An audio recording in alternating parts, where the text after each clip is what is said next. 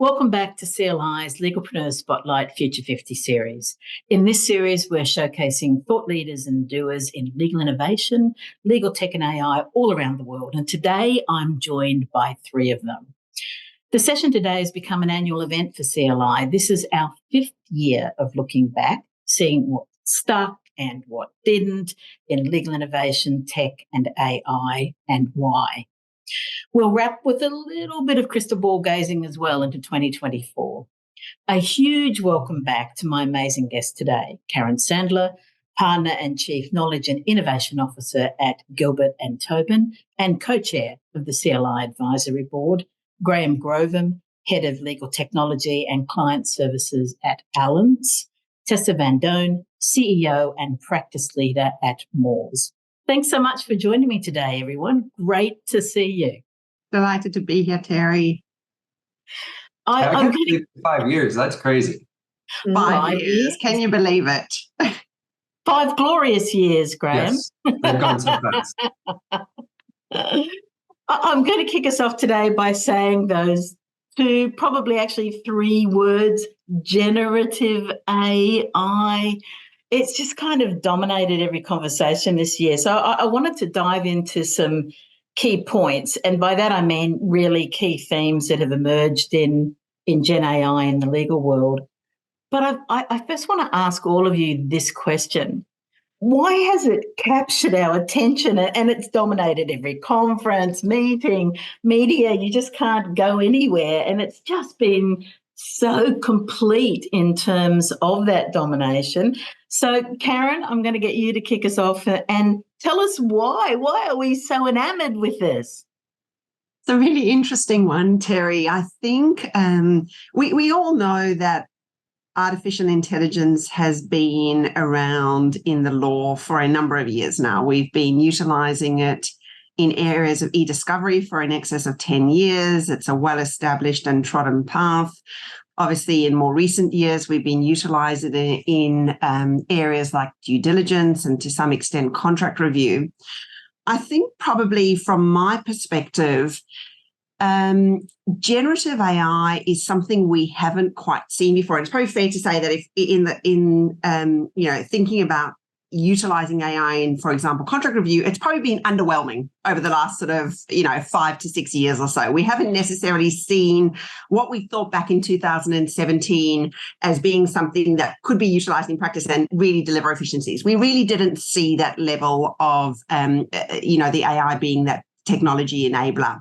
What I would say, though, is we have never seen a technology that can generate content. This is something that is very new. And I think the other thing is this technology might have been around for a number of years, but the main thing that has changed, back in November last year is the access.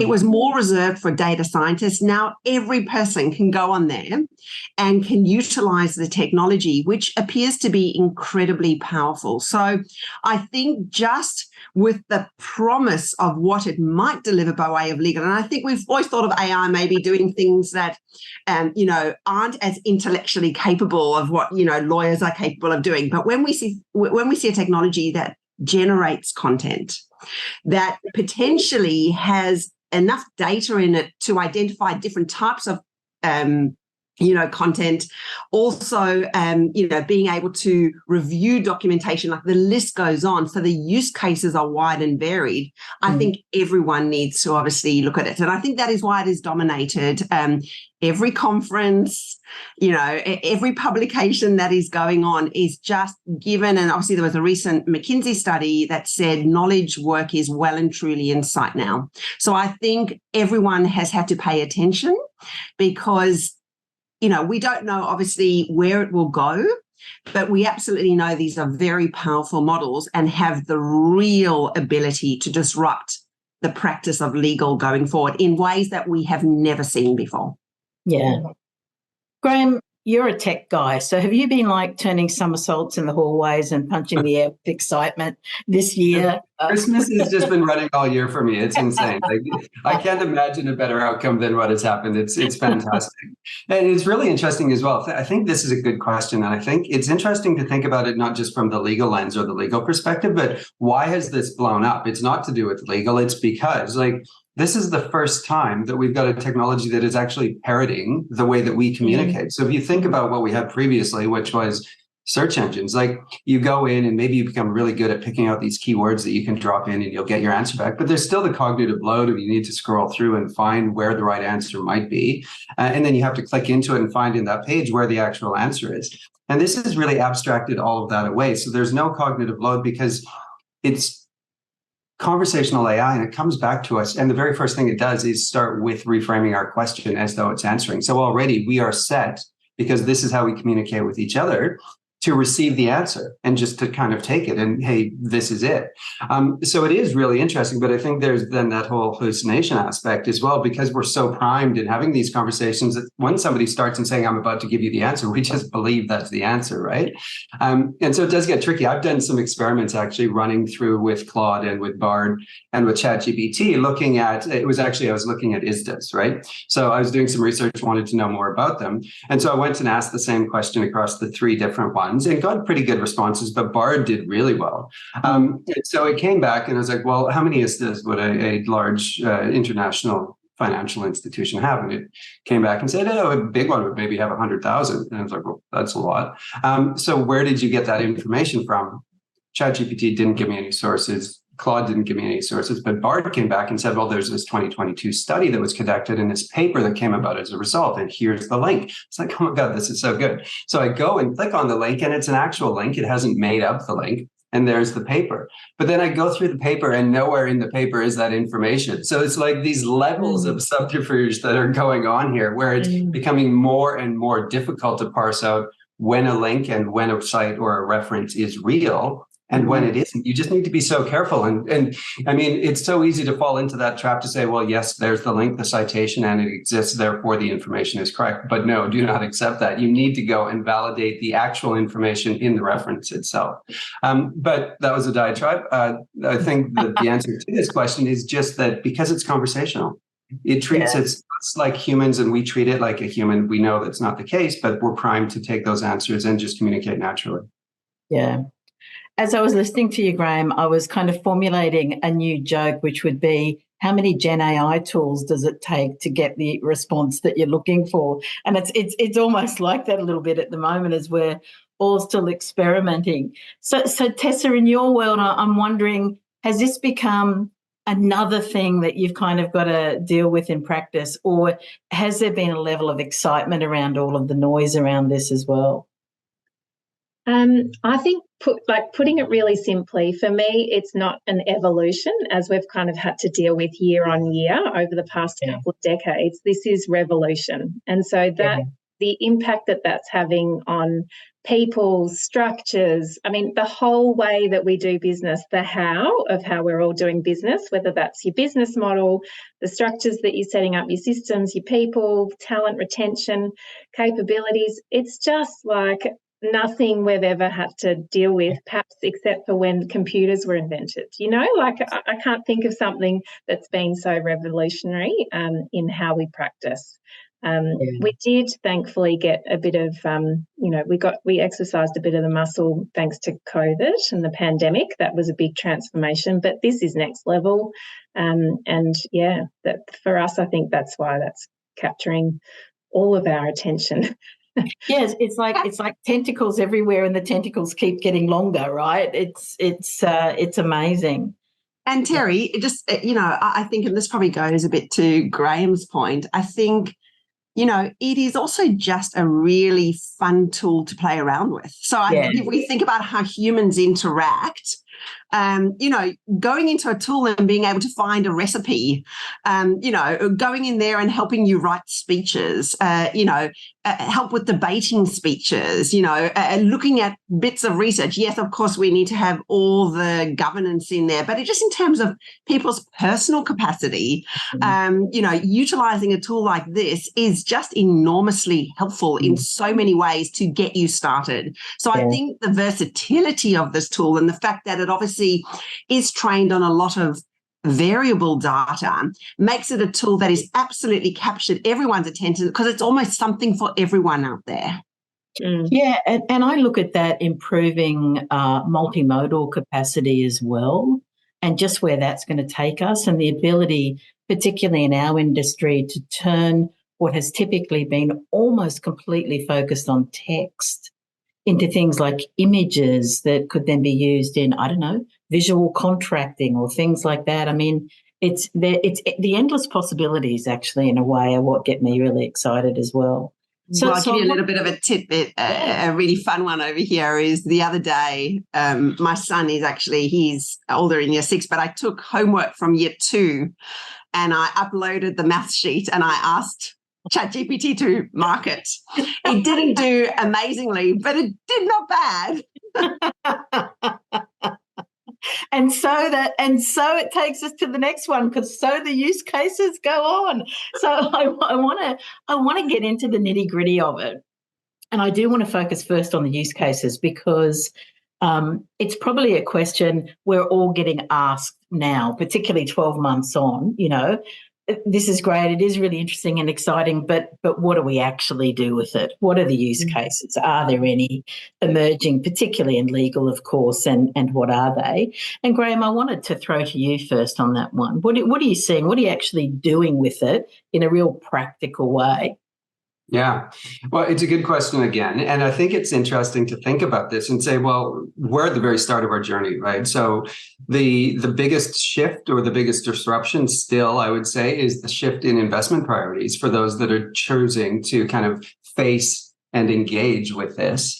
And there's a whole realm of things that come along with that. But really, it's getting the apparatus set up and making sure that we're actually doing something meaningful, first of all, that's beneficial to our clients and also to us.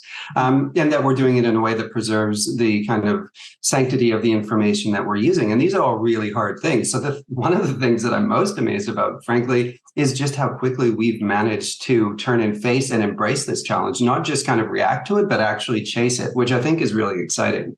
But early days in terms of the outcomes from legal specific, I would say we can talk, I think, more broadly about just business processes, which is where, frankly, this is going to have the majority of its impact, at least at the outset, I think. We've got from the mundane to the sublime in terms of where this can make impact. And as an example, I think a really good one is we've previously had rolled out Airly, so that was our kind of internal implementation of ChatGPT back it was in August, I think. And so we've kind of tried to provide that environment where our teams can safely interact with this in a meaningful way, because it becomes kind of abstracted and meaningless when we say, you can use it, but don't use it on anything other than public documents. Well, I've got work to do, and I don't have time just to mess around with things that don't matter, unfortunately. And so that's been that. Now, more recently, we've taken up Copilot as well. So we're getting to start on the implementation and rollout of that. And it's fantastic. I mean, just in terms of a Teams meeting, and you can get a summary and you can get kind of action items coming out of that meeting if you're late to the meeting. But of course, the joke is if everyone chooses to be late to the meeting, there's no summary to generate. So that only works so far. And it's just the way that Copilot specifically is being surfaced across the different product suite in Microsoft 365 is really interesting as well. One of the demonstrations that I do, and I'll actually share my screen just in a second here when I'm talking to clients about this, which I think immediately drives home how powerful it is using Copilot Studio, which used to be Power Virtual Agents in Microsoft's suite. To demonstrate how powerful generative AI is, even in helping you find information on a website. So you can just take it and point it at any website. And this is really interesting to show people their own website with their own search function versus using generative AI through Azure. So I'll share my screen just quickly and we can have a look at what that might look like. While you're doing that, I think the other thing that you're describing there is also just the convenience factor, because you're doing it all in one place, aren't you? You're not jumping out of one thing, jumping into another thing. It's kind of all there, boom, it's right in front of you. Yeah, that's right. Now, so I'm picking on ASIC here, and I'm sure they won't mind. But what this is just like any website, pretty much, where we've got a website that's got a search function, and it's laid out well, and I mean, it's set up in the way that all modern websites are set up. But what I've done is I've gone into Copilot Studio, as it's called now, and I've come up with my own chatbot. So I've called "Go ahead, ask me anything," because this is just one of my crowning moments in terms of dad jokes. And we're going to run a little comparison here between searching on ASIC's website and then using this chatbot, which is just pointed at their website as well. So I'll go ahead and put in ASIC Section 33 notice, because maybe that's why I'm coming to the website. And it comes back, like I described earlier, with a host of results, but none of them are actually practical and applicable to my scenario. I want to know what a Section 33 notice is. So then I go over to this chatbot that I created, put in exactly the same thing, click run, and almost immediately it comes back with a paragraph describing what a Section 33 notice is and giving me a link back to ASIC's website. And it drops me down right into the compulsory information gathering powers of ASIC, which is what a Section 33 notice is all about. And I think this is just amazing in terms of the power that it gives us to unearth information, right? So I'm going to stop sharing now and just go back to talking for a little bit about what this means, because yeah, that's a great example for an external website, but that's pretty trivial as well. Let's think about hooking this up to a SharePoint environment, right? So all of a sudden we've got the power through conversational AI to be interrogating our data stores and pulling out information. This is woven into Copilot as well in Microsoft 365. In Teams, you can just ask about information and it will pull all of that back from multiple sources. So you might have emails. If I was looking for emails from Karen, for example, it would pull back the emails. Maybe I'm having a chat with her in Teams as well. And it'll collate all that information in one place for me. But then you can get more sophisticated again and say, well, maybe we could create a Copilot agent like this for each of our clients. And then that would be kind of cross practice as well. And we've got different ways that we're engaging with our clients, and we could be streaming information into a central source. We've got this kind of single point where we can go and get the information that we need, regardless of the practice area. And these are things that we've always been able to do, but never in a timely way, because there's so many different kind of key stakeholders that you need to get the information from. So I think that's kind of where we're going to be at the outset. We're not solving legal problems, we're solving business process problems, getting the information more quickly to the people that need it. And as a result, that gives better outcomes to our clients, and it actually makes us function better internally as well. So it's a win-win situation, I think, really. But Graham, I think you're also speaking to the importance of getting people engaged with this, because it unlocks the creativity as to what those use cases might be. And whoever they are and whatever the role or job is that their task is that they're doing, they're going to know those pain points and where it can best add value, right? So is that also an integral part of what you've been working through? It really is. I mean, there are discrete pain points that we can address that are bespoke or unique to us, and absolutely. But then there's also ones that are client specific or maybe industry specific. And I think that's where the interesting intersection between the law firm, the client, and the technology comes into play, because as a law firm, we're not in the business. And I mean, it is not our core strength to go out and be improving processes. That's what I focus on, certainly, but that's not the point and the reason for existence of Allens. But where it is interesting is when we overlay that kind of access to technology with the reason that our clients come to us in the first place, which is because of our legal expertise and our assistance in helping them answer and address hard questions. And so I think when you combine those things, the insights that we have of our clients' problems, the way that we can maybe understand how we're using these technologies ourselves internally and how we can in turn share those benefits with our clients, we come to a really good place all of a sudden, which, and we'll get into this later, so I won't get into it too much right now, but it requires consideration of many different things, including how we engage with each other and a whole host of different things. Yeah, absolutely. Thank you for that. So I'm going to say use cases, as far as you're concerned, are alive and well. And 100%. Karen, I know G&T are all over this as well. So where are you finding these emerging, in similar or different ways? Very aligned with Graham. I certainly think, huge opportunity in the business process side, as sort of Graham has mentioned. Obviously, we're looking at, intranets and placing, chatbots that are aligned to that, that just take up time, and you can actually, provide the information in a far more seamless way without people having to navigate, deep folder structures or having to find what they are looking for. So I think there's some obvious opportunity in the more operational sort of business side of things as well.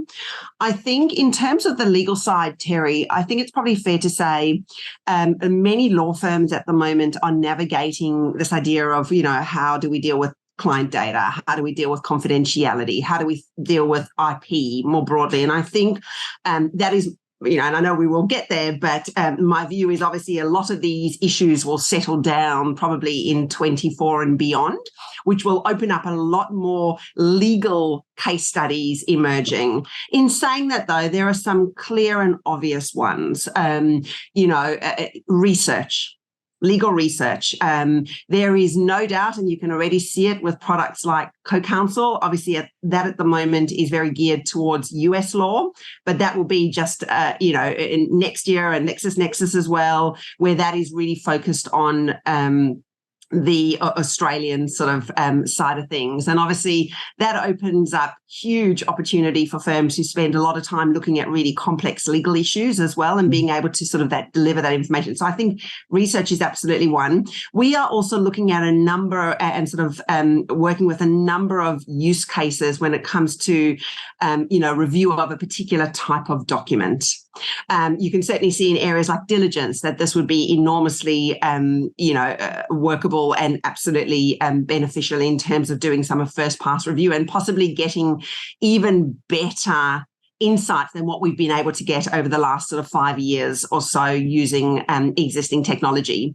Obviously, then the co-pilots, that obviously opens up, as Graham mentioned, a world of opportunity. I mean, I think the most exciting part for me at the moment is some of the friction we've had with legal technology in the past is that it has taken our lawyers out of the areas that they worked in.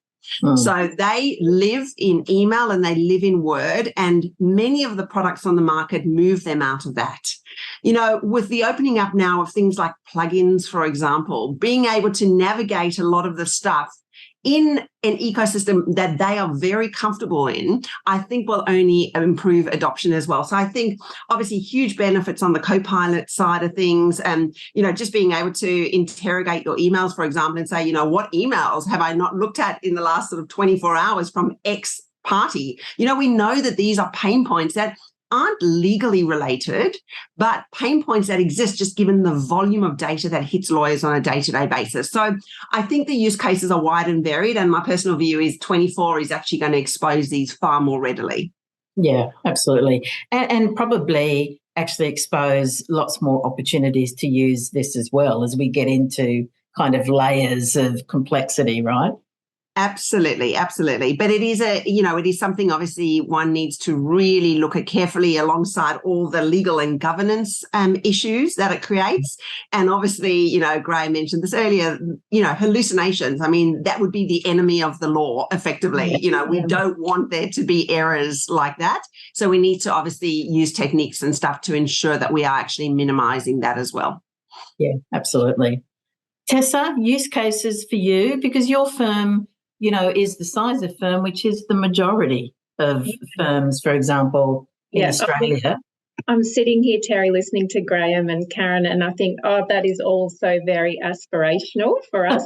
But in contrast, we are, we're not a mum and dad sort of small firm, exactly. But there's 80 of us. So we can't dedicate resources to the sorts of things, we can't build an Airly, and we certainly aren't, doing a Kira or anything like that. We're kind of that sort of firm that's hanging out for being able to use Copilot, for example. So something that's already ready-made and built that will work in our ecosystem.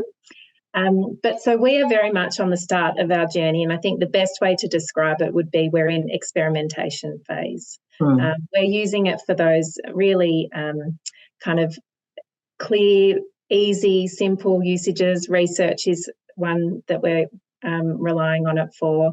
And then, of course, content generation for marketing, policies, that sort of thing, with no amount of irony.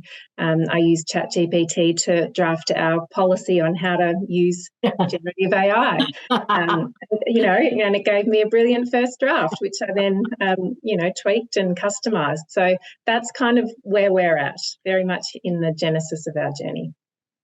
Because, Tessa, probably about 2 million other people have asked it to do the same thing. So actually we've benefited from that, haven't we, as well? So, amazing. Graham, I wanted to ask you a quick follow-up question on this in a way, if I may, and that's kind of looking at what I'm going to call the typical law firm tech stack, and I know that's fraught with definition issues, but if you can bear with me. And I'm just wondering, how much has that actually changed this year versus last year? Is it just the same stuff with tech, with the tech being infused with AI, for want of a better expression, or is it really a very different combination now? Thinking back to last year, this was actually my very first use of ChatGPT in a cheat mode, where I answered this question using ChatGPT because I do recall feel like doing the research on it. But I do think it's interesting that what we're probably seeing is the tech stack remains the same, because these are very large ships that are very hard to turn, and this is legacy software a lot of the time that is very hard to kind of extricate yourself from. But I think what we're seeing is that there's more of an existential risk on the software provider side these days. So they're saying, well, we actually need to integrate. We need to figure this out. And previously, that might have not been their position, at least as much. If we can forestall any kind of request for change long enough, people will just stop asking and we'll continue on as we are. I think because of the way things are going right now, though, that there is a desire to change. And going back to what Karen and Tessa had mentioned earlier on the research side, I think it's interesting as well. If you look at Thomson Reuters and their acquisition of Case Text, or if you look at LexisNexis, I think it's really interesting that what they're doing and in the midst of doing is transitioning from being an old and kind of boring interface that nobody really enjoyed, but that we were kind of locked into using. No offense to those of you that might work there. But now they're actually capitalizing on this, and they're saying, hey, wait a minute, we've got a really valuable data source that now we can make accessible and engaging to people in a conversational way. So let's get on that and let's do it. And I think it's fascinating how that's going to roll out, because it really does shift the power dynamic, amongst other things. You could go and ask either of those companies when the last time was that law firms were lining up to give them tens of thousands of dollars a year in order to use their products in different ways, and the answer would be never. So this is transformational for them as well, but it's just capitalizing on the opportunity while it exists. That's tricky. Also, kind of, to me, points to a different sort of business model or practice on the part of these folks, because they're buying that tech, they're buying those companies rather than sitting there because they don't have the time, I think, with the pace with which these things change, to develop it organically. And it doesn't make a lot of sense. If you've got something like Case Text sitting out there, why not see if you can merge or acquire something that's that far along the track? So, thank you for that. Absolutely amazing.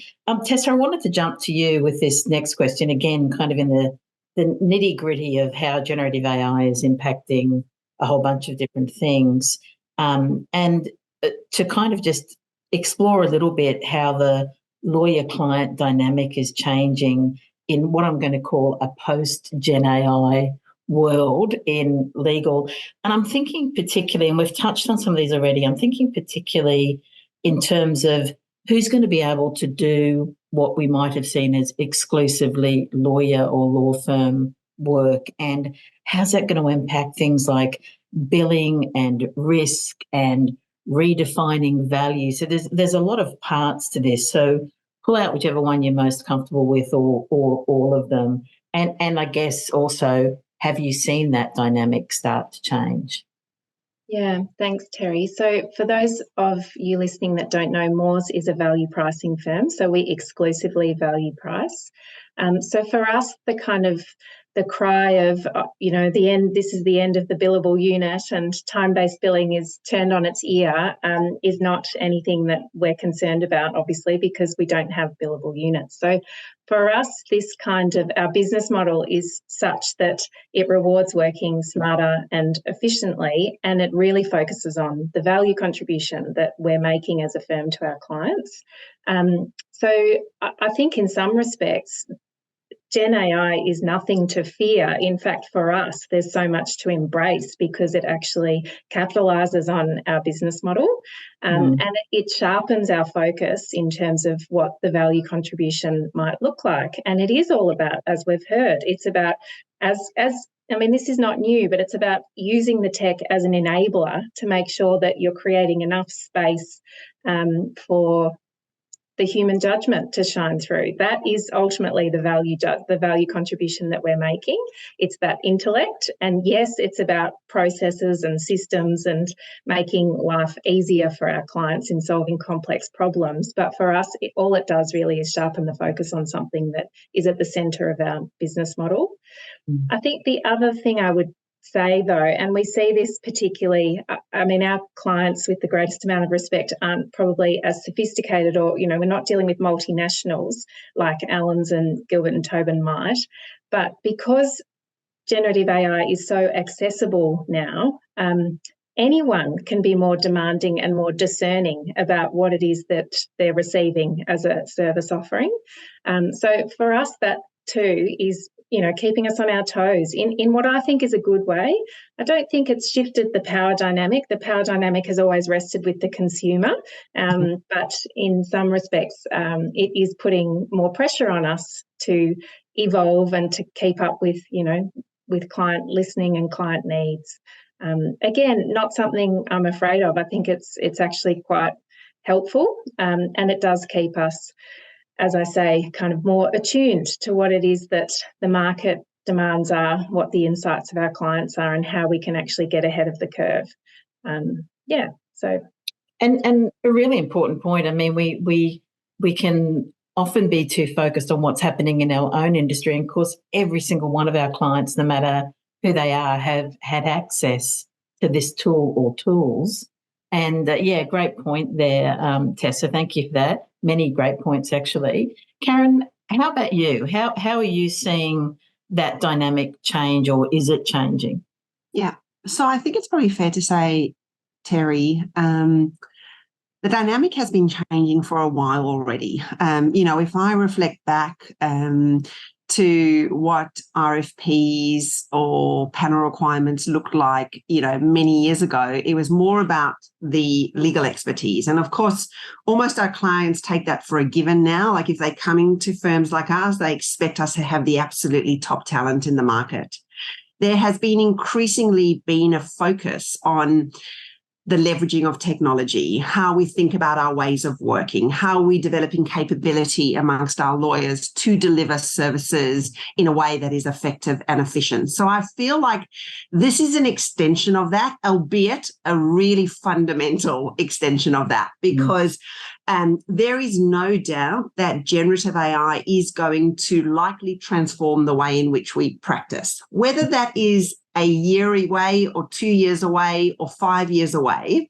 We don't know what that looks like at the moment. And I also do think it is going to impact different types of work differently. If you just think about, there are firms that do work that looks different to, let's say, for example, what Gilbert and Tobin does, and it is just different work will be impacted in a very different way. So there is no doubt, I believe, that we will absolutely need to look at how we can value the contributions lawyers make to clients in different ways in which we have valued them up until now. Again, the timing on that is really tricky. But I do also think there is going to just be a fundamental shift in the relationship going forward around how we engage with our clients to support them in their needs. Given generative AI is so powerful, given law firms are also in a position to, really sort of play around with the technology and utilize it in ways that it delivers on legal benefits. The reality is our clients, they are in different industries. So they are utilizing it in the way in which it makes sense for them in retail or banking or whatever that makes. So I think there is a real opportunity to work with in-house functions and sort of, together change that dynamic and way in which we service them going forward. So I think we are absolutely undoubtedly going to see significant change over the years. Timing of that, Terry, I'm not sure about. I wish I knew that. I know we have crystal ball gazing and all that kind of stuff. But again, I don't know what that looks like, but there is no doubt that is coming. But what I'm hearing so far from both of you is that if we're not using this tech, if we're not actually engaging with it, we're just going to have increasing difficulties even being able to communicate with our clients. We're not going to be speaking the same language or serving up solutions that they need, right? That is no doubt. Our clients, like this, and this goes back to the first question, the fact that we know that it's captured our attention, that it's dominated every conference, it's in media everywhere. That ship has sailed. Even law firms who weren't engaged in this, in investing in technology, really thinking about their ways of working, will have no option. And I've certainly seen this from our client base. I mean, we have seen a 300% increase in terms of the demand for us assisting our clients to navigate this as well. So it is front and center on their radar, and it will absolutely only increase going forward. So, Graham, I've got to round out this question with your thoughts on this as well, and I know you started to touch on it as well. The changing lawyer-client dynamic in all of this? It's fascinating to me, and it's a fraught topic right now, but I don't think that it necessarily needs to be. But I think it's just indicative of really the market not knowing where it is and where it's going. So I do quite a bit of work in responding to RFPs, and we're getting this now, a massive uptick in kind of these sorts of questions about, well, how do you use generative AI? We want you to tell us when you're using generative AI, and we want to understand what the cost and price implications of using generative AI are as well. Mm-hmm. And so then that, I think, requires us, and on the one hand, I'll come back to that in a second. On the other hand, we're doing a lot of advisory work in helping our clients set up their own risk frameworks so that they can be using this within their own businesses. And we've got kind of published anecdotal evidence as well that a lot of where the early adoption of Copilot is going within large companies is to the legal department, because that seems to be the place where it could be the most immediate and tangible benefit. So all of these things kind of are coalescing together, but I think that there's a maturity kind of model that we all need to travel together as well, which is to say, the only reason that clients are coming to law firms for services is not because of the time it takes. It's because there's a whole myriad of different reasons, right? So there's the assurance of getting outside counsel to give their opinion to you. There perhaps is the insurance that goes along with that. There's a whole raft of reasons, and not all of them are just about getting the answer as quickly as possible. And so that's, as well as Tessa's firm is doing, perhaps fixed fee is going to become more of a dominant model going forward, because it's value pricing. We're giving you a result, a kind of defined outcome that you can depend on. And I think that as that relationship changes, because we're all trying to improve and grow together in this space, we're going to see a big transition in how industry generally and law firms engage, or professional services more broadly, frankly. So it'll be interesting to see where that goes, but it is very early days in terms of figuring out how this should look. The last point I'll make on that is that these technologies are not cheap. And so, yes, it does take less time, but that time doesn't necessarily go anywhere. So we need to pay for this. I mean, Copilot is a great example, and Tessa was mentioning this earlier. With a firm of 80 people, you literally are not going to be able to use it right now, because it's got a 300-seat minimum in order to get into it. And so while that will decrease dramatically and pretty quickly, Microsoft is being very agile for the mass that it has in deploying this in the way that it has so far.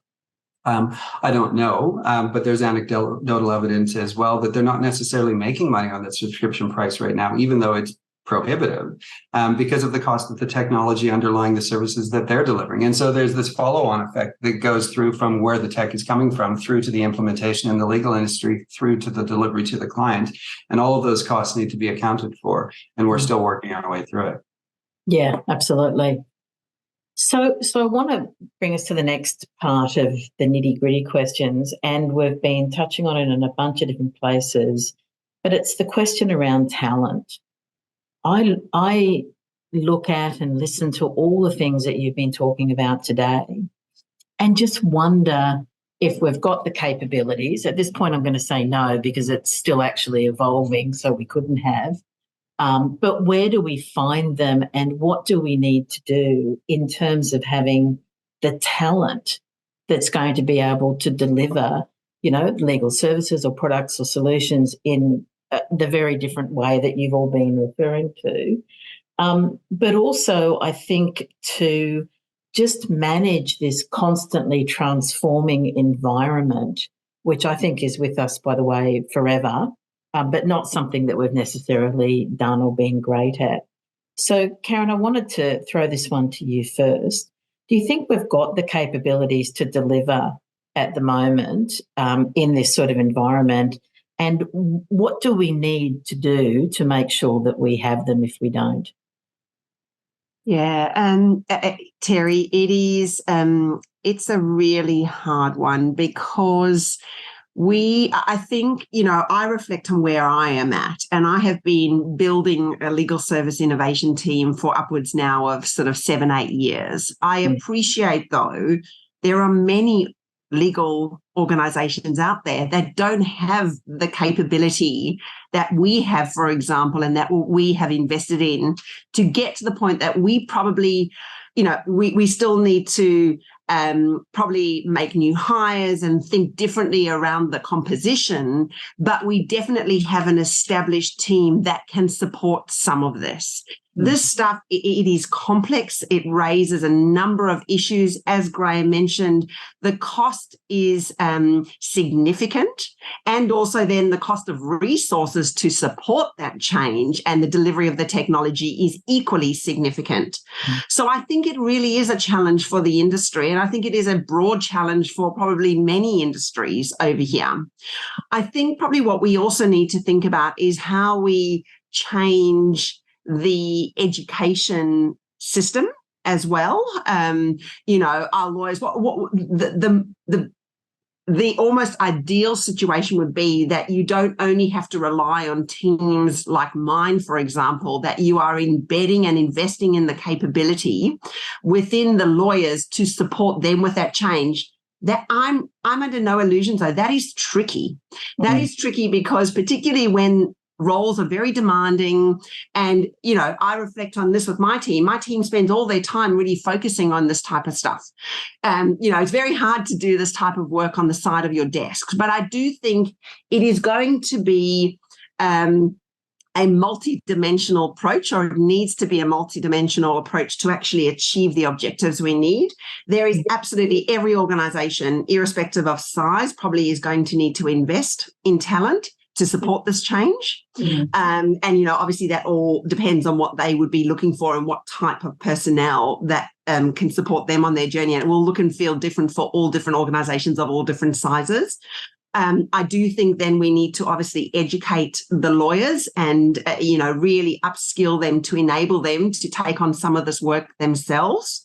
And then obviously we will need to have some change in the educational side of our sort of, graduates, et cetera, when they're coming through law school to support that change as well. So I think, this is going to be one of those ones, Terry, that can't easily be solved by just buying it, shiny new technology or investing in Copilot. It is going to take sustained effort from us as a community to support this change. Yeah, definitely systemic. Tessa, how are you thinking about this? Because I know that you do, and very deeply. So I would say it's one of the biggest challenges that keeps me up at night, given the size and the structure of Moores.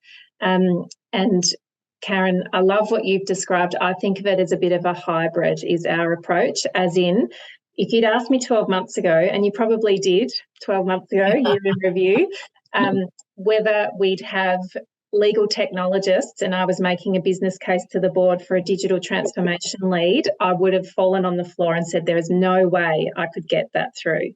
And here we are 12 months later, and we do have legal technologists and a digital transformation lead within the organisation of 80 people. Like, it's wild. So that is one approach, and it's about, as you said, Graham, it is about the shifting of investment priorities. Like, we have to. It's either evolve or die is my mantra at the moment. So there's that. And then the other thing, Karen, to your point, is that because of our size, we've had to decentralise the capabilities into the teams, into the practice groups, into day-to-day. Everyone needs their digital literacy and digital kind of, AQ, the adaptability quotient, has had to rise. And that then falls on me and the organisation. Like, we've got a lot of responsibility to foster that. It has been a huge shift in terms of having the right capabilities to kind of not shoulder the burden, but as you kind of said, Graham, leaning into it, like, because we have to. Yeah. And I'm sure it will become increasingly difficult for a short while to maybe even find those capabilities in the market. I think we're already seeing that, but how I can see that getting a much tighter and more difficult talent market as well. But Graham, again, let me round out. Sorry, Tessa. I was just going to say, yes, that is true. But I think we're so used to, as lawyers, being conditioned into perfectionism and striving for something that is perfect. I have had to become a CEO plus CTO, and I'm so far from perfect, and I've made incredibly poor decisions over the last 12 months, which I've owned and I've learned from. And that goes to mindset, which is something I'll talk about further on. But I think it's about actually just accepting that you've got to do the best with what you've got. And if that means that I've got to start upskilling to become, a pseudo CTO, then so be it. That is what's required, and that's what you do in your roles. And I'm sure we've all got experiences of having to upskill in this and doing that in whatever way we can, including using generative AI itself as the tool to help us. But it's also part of the mindset, isn't it, that experimentation has to now be part of the way that we do business. And we understand that there are things wrapped around that if we're in a legal business versus a bunch of other businesses. But yeah, no, absolutely. And Graham, let me round this question out with you, because I know you're in the thick of this around talent demand at the moment. So do we have the capabilities that we need or want? It's a fascinating kind of thing to think about. First of all, I want to call out what Tessa just said, because I think it's actually a really great example of how to do this well in terms of lived experience. You don't have the luxury to have some other people do it. It has to be the firm doing it. And this is the best way to learn anything. If Terry, you had asked me last year to spend the year reading up on generative AI and come back and have a cogent conversation about it, it would be a disaster. But because it is what I have been living and breathing for the last year, I'm very confident talking about it. And I think these are the two outcomes that are presented. We can either watch it happen and say, well, yes, we've got people dealing with that, or we can actually do it. And when we do it, we become good at it. And it takes practice. It's not something that we can wait until later, or fear of failure, or fear of imperfection, because frankly, that is never going to get you anywhere. And it's being comfortable with the ambiguity of not knowing what the future holds, but saying, well, this is likely where it's going, and we need to actually address it. So yes, I'll get back to what you asked me now, which is, we've been kind of doing a similar thing as Karen, perhaps, in that we've got a very large team that is legal technology focused. And so that's a great asset to bring to this problem in the first place. Cross-functionally, though, we've got a great IT team as well, and corporate services team, who are also thinking at these things. And prior to this even rolling out, or in the early part of this year, we'd rolled out a significant kind of training process for the Power Platform, which is what now Copilot Studio has become as part of that. And so we had some really good kind of, from a process automation perspective, which I do a lot of thinking about, some early kind of training, which has, I think, set us up and put us in a really good position. But that, again, is all on the technology side, and it doesn't matter how many people you have that are ready to operate the technology if you have no kind of purpose to point that technology at. And so it really does take the engagement and interest from the legal teams as well in order to do that. One of the things that I think is really interesting is because we've all just started at this position, it really is a level setter, isn't it? So, I mean, in no other scenario would I be able to come onto this podcast and say, look, I've been using this technology for just 1 year exactly anniversary, pretty much. And yes, I'm as good as anybody else that I know in talking about it at the moment. There is no kind of group of experts that are kind of deciding where this conversation should go or looking at as well, what are those opinions, and we should kind of follow after them. Everyone is in the same position, and that means we all have the same opportunity. From whether you are a large firm or a small firm, everyone has the opportunity right now to compete on a level playing field, which is getting across this technology, figuring out how it can best help our clients, but also help us at the same time, because it's very much a rising tide that lifts all boats with this. And so we've got a significant kind of process underway at Allens right now, which is digital transformation focused more broadly. But obviously, this ties into it so well as well. It's really tricky from a training perspective, frankly, to introduce anything that is generative AI focused, just because it's moving so fast. I've got, with the presentations that I do, I'll talk about papers that are coming out. So Google's DeepMind will publish a paper, or there's Stanford or whatever universities, and all of them, frankly, are in the last 6 to 8 weeks. It feels like I'm talking about old news if I mention something from September, because the pace is just so quick, and the realizations and the discoveries are so quick as well. And so it's really about maybe having that kind of inquisitive mindset, wanting to know more just for the sake of understanding it, for identifying the opportunities and actually enjoying that process. And I think that's something that everyone can get into. It's not a mindset that the legal side of industry is maybe comfortable with, because we do like to rely on our expertise and things that are known and settled, and that's where we shine. But it isn't the case that people can't be good at it if they choose to. It's just becoming comfortable with not knowing at the outset and finding out. Yeah, great point. So, Graham, I want to pick up on that point about pace of change and just jump into, I guess, a thought bubble for the moment about how we plan for this future that's involved. It's evolving in front of us. And that can be scary, but it can also be exciting. But it also, in a way, takes us beyond the tech discussion and into more of that kind of innovation, transformation discussion as well. And Tessa, I'm going to come to you first on this one.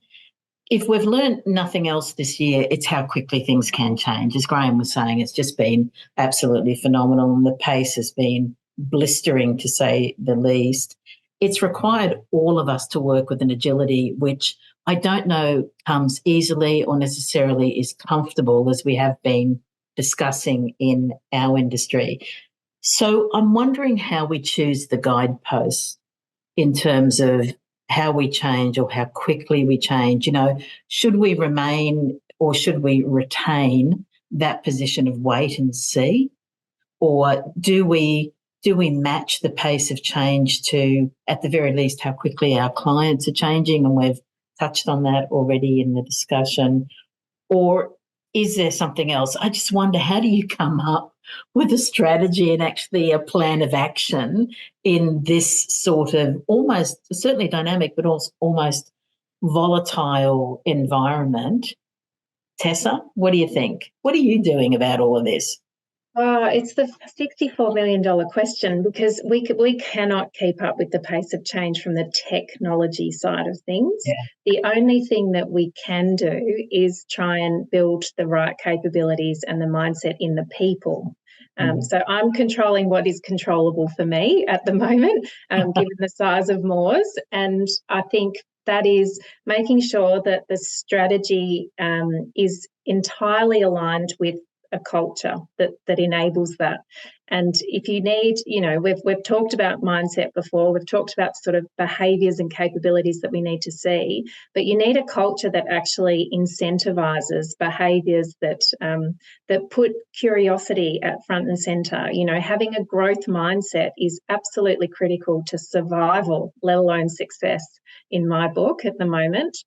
Because if you don't have a culture that supports people and encourages and incentivises people to learn new skills, to be adaptable, to be open to change, you can't actually keep up otherwise. We will become laggards really fast and will fail fast. So that's where my focus lies at the moment, because like the others, Karen and Graham have touched on, we just simply cannot, because of the resource limitations, keep up with the tech. But that focus on alignment and culture, so critically important. And again, not something as an industry we've typically done that well. So, you know, fantastic that that's your focus. Karen, sorry, go ahead, Tessa. I was just going to say, I think in the past, historically, culture's kind of been a nice to have and a set and forget, whereas now it is certainly front and centre. And with that, I mean the values and, you know, the purpose piece as well. But it's actually about the behaviours and the environment that you are creating for your people in order to be able to evolve. Yeah, absolutely. Karen, how about you? How are you kind of, I guess, planning for and with the pace of change at the moment? Yeah, look, Terry, I mean, the pace of change is enormous. I think for us, it is around continuing on what our strategy has been for many years, to really push out in front, keep absolutely alongside the technology as best as one can, but really leverage it. So not shy away, not wait at the back, see what happens and unfolds. And that's very aligned with how we've focused and thought of innovation and transformation and digital transformation over a number of years now.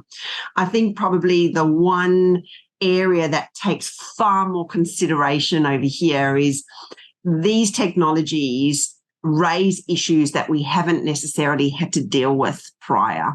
So issues around real governance, things to be mindful around hallucinations, the legal issues, and it is untested at the moment. Many of the law doesn't necessarily align that well with this type of technology. So I think we absolutely are pushing into this, but we need to do it in a very thoughtful way to ensure that we're also making sure that confidentiality is upheld and that our clients are protected as well. So it is a really delicate balance. In terms of the cultural piece, again, just pushing that even harder. I mean, we've been focused on that for a number of years now. We've been focused on the digital transformation within the organization. But again, this just even refocuses that. So, I mean, in summary, really push into it. Obviously, be mindful of also the things that are going on around models. And we've seen, obviously, a lot of issue over the weekend, within OpenAI. So being mindful of that as well. So there is obviously considerations there. But again, being very mindful of the governance and legal issues that arise off the back of generative AI. Graham, you'd almost be sharing a skill set, I guess, with the rest of the business around agility and change and pace of change, because it's the world that you live in, right? Yeah, absolutely. I think it's something that's coming to the fore and becoming more of a skill that is being focused on. So it's not something that, frankly, we've required previously as an industry. So it is interesting to see where we go. And I think Karen's called out something that's really important as well, which is this technology is always going to kind of surge in advance of the policy frameworks that we have to control it. And we need to be mindful of that.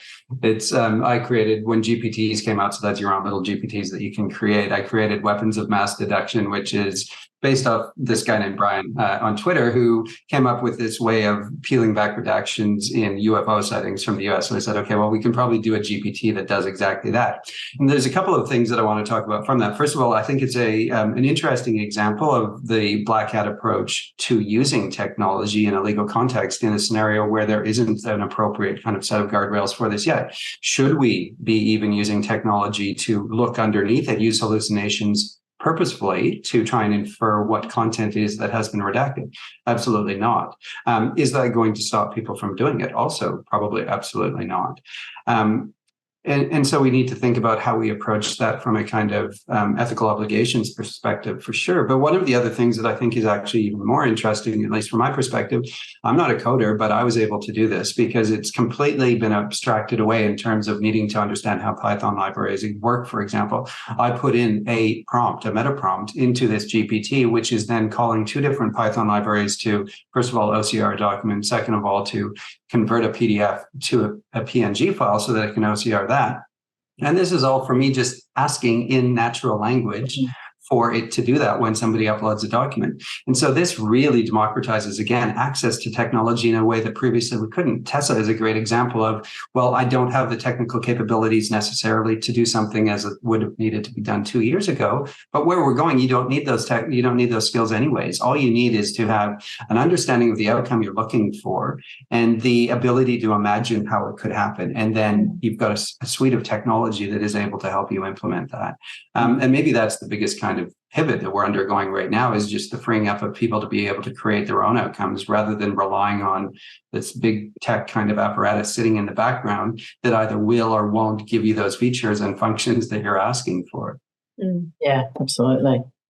I want to jump into leadership now. In all of the things that we've been talking about, we're focused on work, we're focused on people that work with the technology, we're focused on clients, but I want to focus for a second on you and leadership more broadly. This is a really different legal world that we've been talking about that's evolving here. And I wanted to come to you first on this one, Tessa. How are you looking at your own role in your firm and then the roles and responsibilities of others to create the sort of leadership team or the sort of leadership skills that you personally need to be able to lead in this very changing and different legal world? Look, it's just taken a huge shift in priorities, really, for me over the last 12 months, and a bucket load of professional development and learning. So that's formal and informal. I've gone back to university as a result, and I'm also doing a lot of informal learning, as we've talked about. But I think, again, it ties to role modelling the kinds of behaviours and mindset that we need going forward into the future. And that includes role modelling, that it is safe to fail within our organisation. It is really about, I know this is a buzzword, but in this environment with such rapid pace of change, it's about creating psychologically safe environments. That is both a business imperative, I think, because you can't ask for curiosity and innovation if you don't have that safety. And it's also a people imperative, obviously, as well. If you don't have engaged people and happy people, then they're not going to be productive. Karen, how about you? What are you doing for you, and how are you seeing this kind of roll out across GenTech? Obviously, Terry, my role incorporates innovation and transformation and looking to the future. So this is just an extension of that. In saying that, though, I have been prompting ChatGPT for the last 6 months, asking it how it can give me more hours in the day, because at this point in time, the additional load is enormous. So I feel like it is just added a different dimension to already a very demanding role. But the fundamentals of the role remain the same. It's about ensuring that we are absolutely prepared for the future. We can meet our clients and deliver legal work in the most efficient and effective way, utilizing technology and new ways of working. And of course, technology now involves generative AI. In terms of sort of how I'm working, I mean, we have obviously assembled very clear sort of steering committee groups. Those steering committees, so basically me working very much alongside our risk and sort of legal team, our CEO, Sam, just all the disciplines that we need. Our CTO, of course, we're working very closely, which is just an extension of what we've been doing previously, but it is just fueled that. So again, it's about wrapping all the leadership roles together to support what is a massive change in the way in which we will deliver legal work going forward. Yeah, that kind of ever-expanding tentacle thing kind of really has to be seen and show up in the leadership theme as well, right? Absolutely. And I suppose it really just demonstrates the enormous impact this is going to have. So Absolutely. the absolute laser focus that there is within the organisation at a partner level, at a leadership level, at an executive level, just bringing it all together to make sure we are absolutely championing this change going forward. Absolutely. And Graham, for you? Yeah, same thing. I mean, it permeates the entire business, and I think it's fantastic. It's funny to even think about if the same level of kind of dedication on a firm-wide basis was given to the implementation of continuous active learning in eDiscovery or something. It's like, oh my God, this would be so crazy, right? It's what we've all dreamt about. But this is actually happening this time, and I think it is just fantastic in terms of the breadth of change that is coming as a result, and also the different ways that that change is going to impact across the firm in the different practice groups and in the different business services as well. So really exciting, and it takes so many different people doing so many things so well in order to achieve it, many of whom don't get the attention, frankly, that they deserve in the things that they're doing so well as well. It truly is a firm-wide effort across the entire practice group and corporate services group to make this as seamless as it's been so far. And it is obviously just beginning. We're going to only see the benefits and impacts over time as this comes through. Yeah, definitely collaboration and multidisciplinary teams are winners in this part. Sadly, we've come to the end of our time, but I'm not going to let you go without one final crystal ball gazing question for 2024. I look back at this year and just think it's been kind of amazing, exciting and exhausting all at the same time. So the question I'm going to pose for you, and I'm going to limit it to 1 month, just January next year, not even the whole year. So tell me, what do you see coming down the pipeline, or what's on the top of your agenda for 2024? Karen, lead us off on this one. If you're limiting it to January, a holiday, Terry. You can go longer. You can go longer if you like. A holiday first, but really it is about, taking all the learnings from 23 and making this really actionable in terms of generative AI into 24. Yeah, absolutely. Tessa, how about you?